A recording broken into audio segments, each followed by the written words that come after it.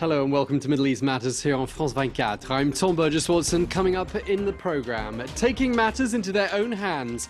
Following a spate of lone wolf attacks, Israelis start revisiting the gun ownership debate. And missing their deadline, Iran and six world powers fail to reach a deal on the Islamic Republic's nuclear programme. In a moment, we'll take you on a tour of a nuclear reactor in Tehran.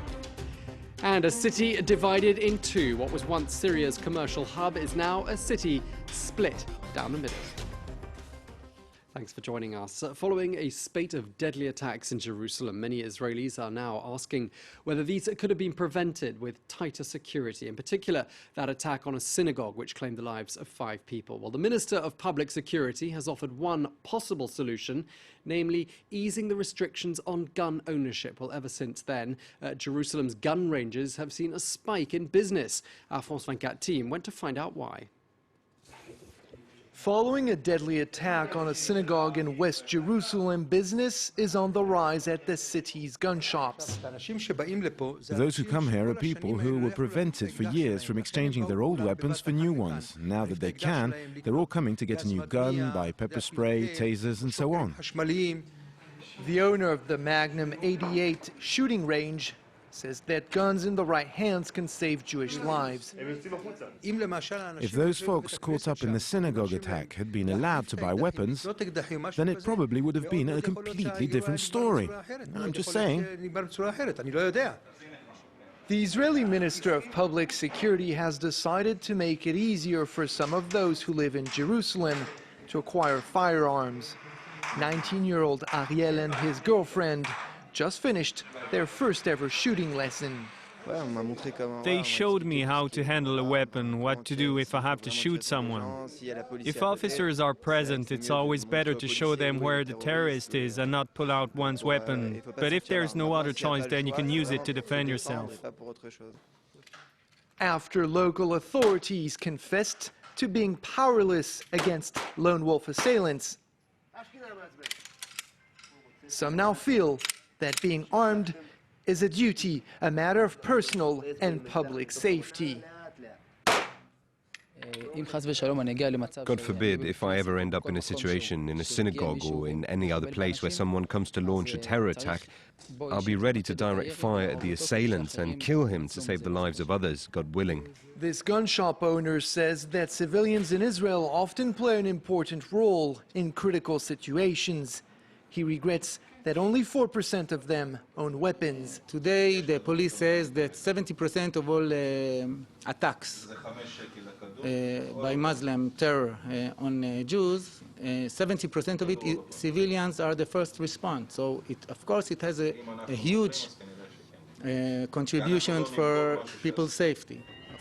Although gun laws have been loosened, the Public Security Ministry continues to demand that several criteria be met to buy a weapon. Those include being over 21, prolonged residency in Israel, mental and physical proficiency, but also passing background checks and shooting exams. Now, after days of frenzied diplomatic activity in Vienna, Iran and 6 world powers announced on Monday that they'd failed to meet a self-imposed deadline for a deal on the Islamic Republic's nuclear programme. Well, despite that failure, both sides said that considerable progress had been made at those talks. They've given themselves now until July to reach an agreement. Well, a France 24 team was given special access to Tehran's nuclear research reactor. They then showed what they filmed to a French nuclear expert. Here's their exclusive report. Its cooling tower rises above the compound home to the Iranian Atomic Energy Agency. France 24 was granted special access to the Tehran research reactor, the country's first ever built nuclear facility. Tehran research reactor is constructed and designed in 1960s in order to perform fundamental nuclear research. The US supplied the reactor, but after revolutionary Iran cut ties with the West, the country went in search of new partners. In the late 80s, the reactor was converted to operate with low-enriched uranium, and Argentina provided the fuel. Just enough, though, for 10 to 20 years.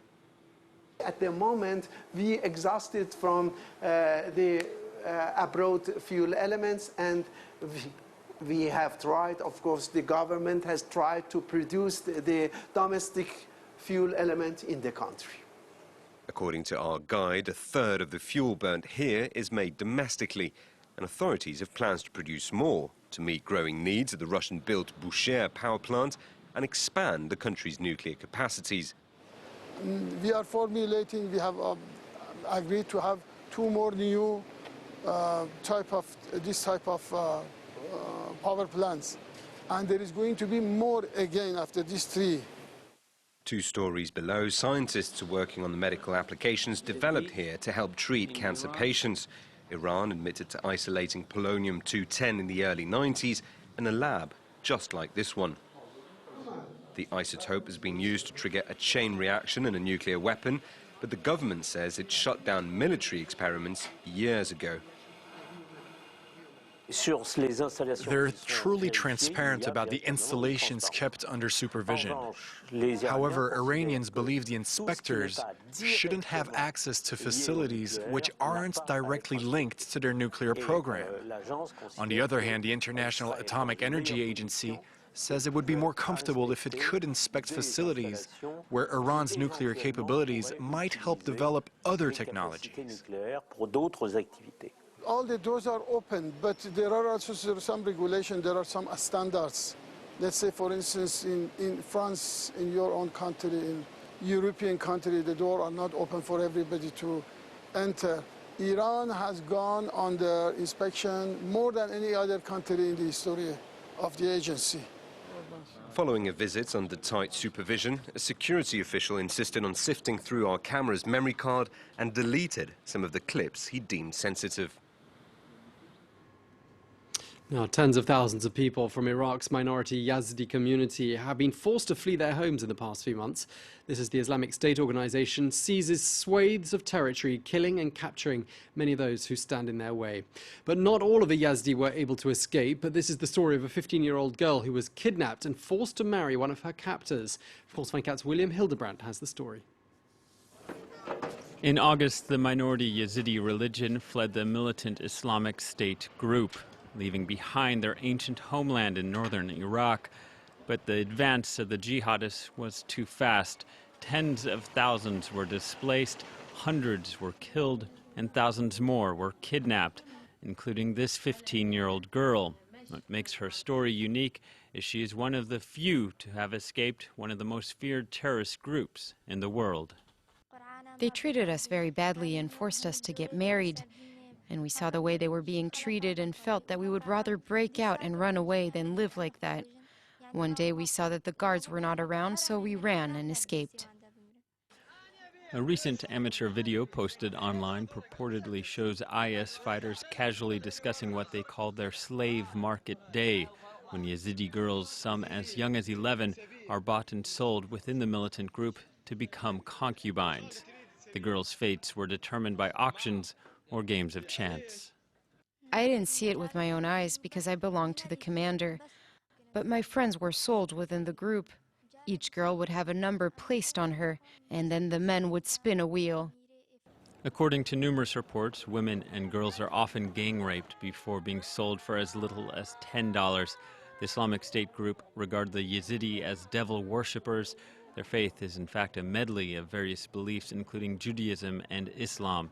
But they are far from the only victims. Christians and Shiites have also been targeted, and the United Nations says IS fighters are guilty of widespread religious and ethnic cleansing.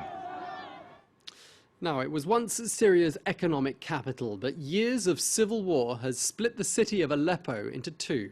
To get from one side to the other, residents now face a perilous and complicated journey which takes them through regime, rebel and jihadist-held territory. France 24's Claire Williams explains. Preparing for a long journey. These travellers are boarding a minibus in New Aleppo, a Western regime-controlled neighbourhood. It'll head to the city's eastern zones. The trip took 20 minutes before war broke out.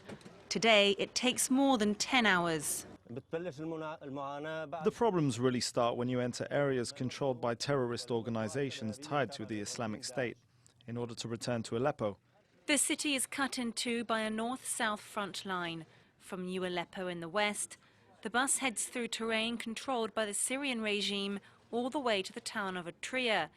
It then passes through no man's land before travelling across a free Syrian army zone. Once it reaches Al-Bab, a town in the hands of the Islamic State organization, it heads to the eastern Aleppo neighborhood Al-Shah. The passengers say regime soldiers, rebel fighters and the jihadists all ask for bribes, but they fear the Islamic State organization the most. Armed jihadists often board the bus, checking no one's listening to music, and women are veiled and accompanied by a man. There are also reports the jihadists beat men whose beards they deem too short, and drivers could end up in jail if they forget to turn their radios off. There are checkpoints, many dangers, but I must make this journey because I'm a public servant and this is my only source of income. I sometimes travel 2 or 3 times a week. You have to pay $25 and sometimes bribes at the checkpoint. In Aleppo's eastern Shah neighborhood, buses start the same journey in the opposite direction, visiting family, looking after their businesses. The trip is a perilous necessity for the hundreds of people who risk it every day. Well, that's it for this week's edition of Middle East Matters. Thanks for watching and do stay tuned to France 24.